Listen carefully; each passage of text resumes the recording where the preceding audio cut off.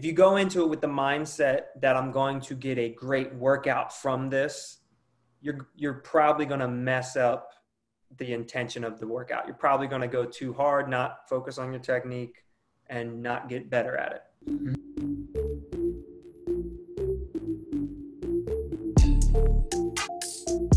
The key for me is low weight, high reps, and keep squat, bench, deadlift consistent.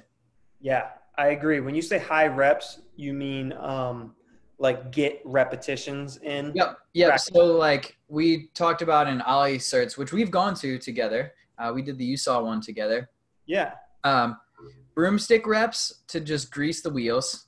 Mm-hmm. And then I want to say high reps relative to what a traditional Ollie coach might tell you to do.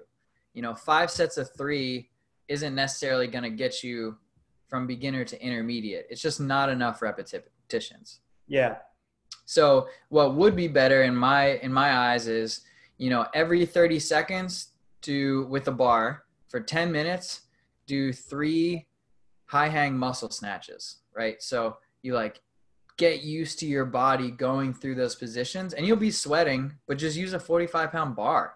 Oh yeah. Yeah. If I would say traditional Ollie coaches, I don't know a ton about how they train Chinese weightlifters, but I imagine they start at a very young age. Yeah. When they're young, when they're children, I think they do a lot of high reps, to perfect it. So I don't want to say that they wouldn't do that also. Yeah. But I know what you mean. Like you said, if 5 by 3 might be the whole workout for certain advanced. And the more advanced you are, the less repetitions I think you need, because you can work at actual maximal percentages, right?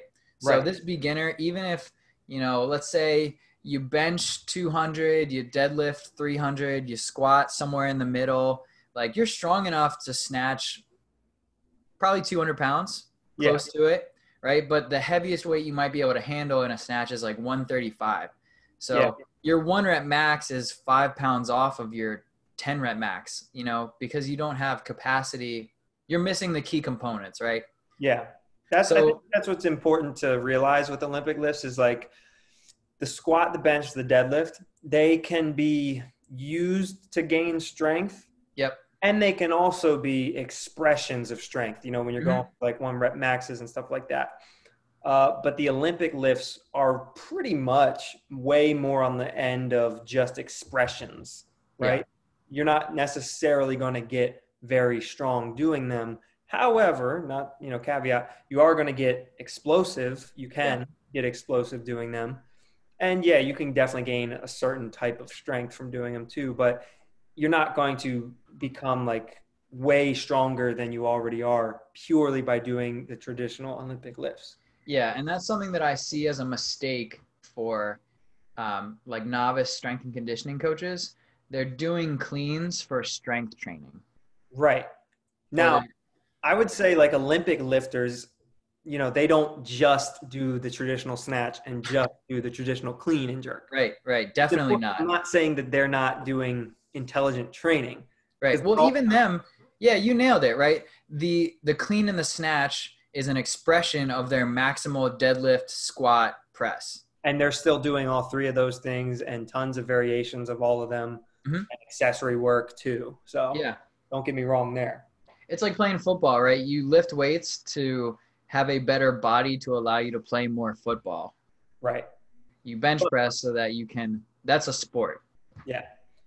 But anyways, back to the beginner. So I think you're on the right track here with you're saying repetition. Get your reps in. I think that's absolutely the case. If you're a beginner, keep the weights light, empty barbell, perfect positions, repetitions, no fatigue at all. Just get used to the movements. So when I have someone learn how to do it, the first thing I'll tell them, and even this goes for an intermediate lifter, we are not going to the floor. We're going to stay above the knee for a long time. Always stay above the knee when I'm teaching somebody.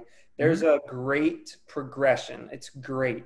I believe it's from Cal Strength on their YouTube channel. And it's so old. I don't know if it's 5 or 10 years old at this point, but I believe it's Cal Strength YouTube. They have a progression, a series.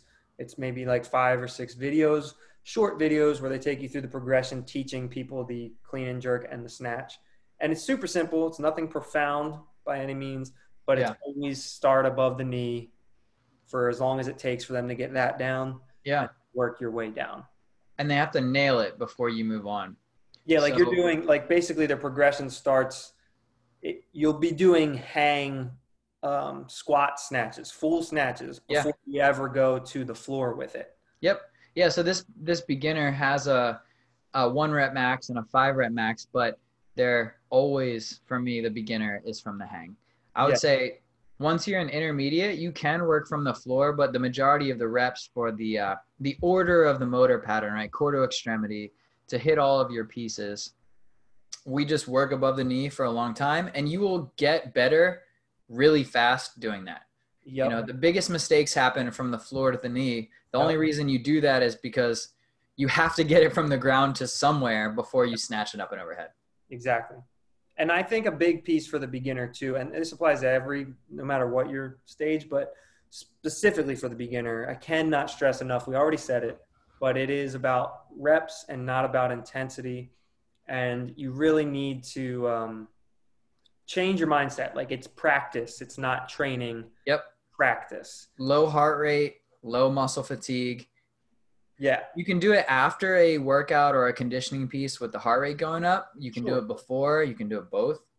But you need to not, if you go into it with the mindset that I'm going to get a great workout from this, you're probably going to mess up the intention of the workout. You're probably going to go too hard, not focus on your technique, and not get better at it.